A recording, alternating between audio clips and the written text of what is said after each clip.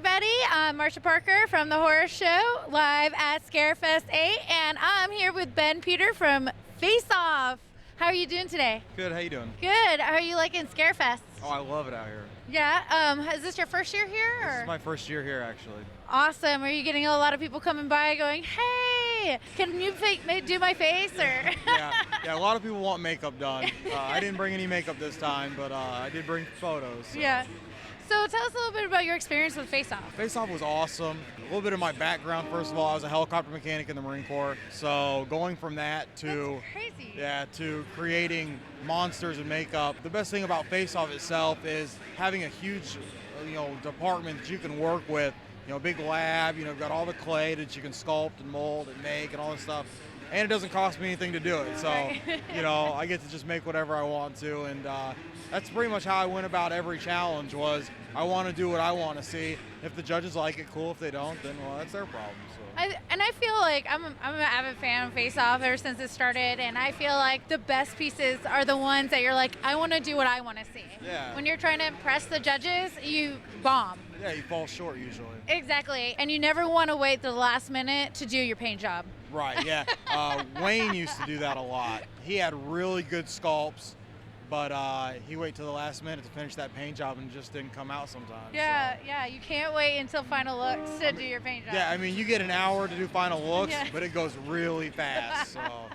So, being from the Marines and experiencing what you've experienced, do you use some of that experience in your art, or? I think the best thing that I got from the military was patience and knowing how to work under a time crunch. There you go. So that really prepared me for a lot of it, and to not get flustered when stuff's not going right. Just keep going until the very end, and then let it go. That is something that I noticed while watching you was that, even if something wasn't working out the way you wanted to, you were very calm. You're like, you know what? I'm just going to work with it. I'm going to keep going. I'm not going to cry on camera. I'm just going to do what I need to do. I don't cry. There's a lot of that going on that show, but those are the things that I really respected of you was that I'm here to do a job. I'm going to do it, and what comes. Yeah, that's the best thing you do is you got to look at it as a job. You're there as a contestant, but you got to potentially win $100,000. Right. That's a payday. Yeah. So in a car. In a car, yeah.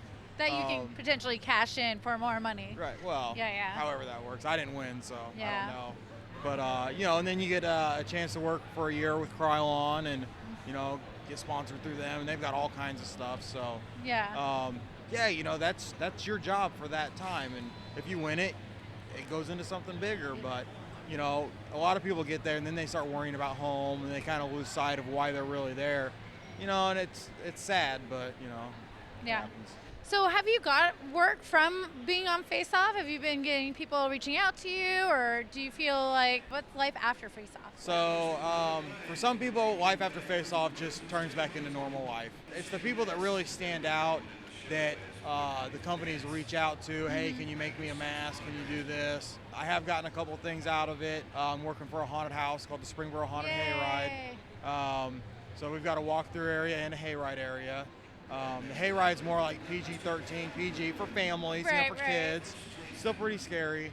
But then there's a walkthrough area, which is, good luck making it through type thing. Yeah, awesome. So can you tell us about maybe one of your pieces that you have at this haunted house? Or we've got a clown area. Yeah. And this clown is going to be throwing knives at another clown that's on this big board. So.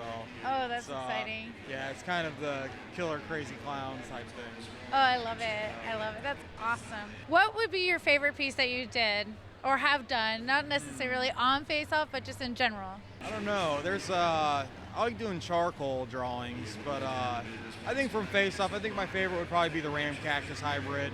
That was the first cow I ever did. I've never sculpted a big cow like that before. Yeah. So to do that and then have the judges just be floored by it really made me feel good. Yeah. That was a really fun one. I love it. Being from Phoenix, Arizona, seeing the little cactus in there. Yeah, I love it. Awesome. Well, thank you so much for meeting with us. Where can we find some of your work online? Do you have a store? How do we reach out to you? I just got a lot of stuff on Facebook right now, and Okay. Instagram and Twitter. So Awesome. Ben Peter and Company on Instagram, and at Benjamin J. Peter 1 on Twitter, and then on Facebook. Awesome. And one of the things we like to do on the horror show is get back to the roots. So what would you say brought you into horror? What got you into the horror genre? Michael Jackson's Thriller. Yes. Yeah. Rick Baker doing makeup, and it was like the first music video that was a movie in a music video. It was forever, and you could sit there and watch it and just really get sucked into it. Yeah. Oh, can I give you a high five for that? Yeah. Yeah. All right, everybody. Well, that was Ben Peter, and I'm so happy you sat with us today. And just remember to stay scared. Yeah.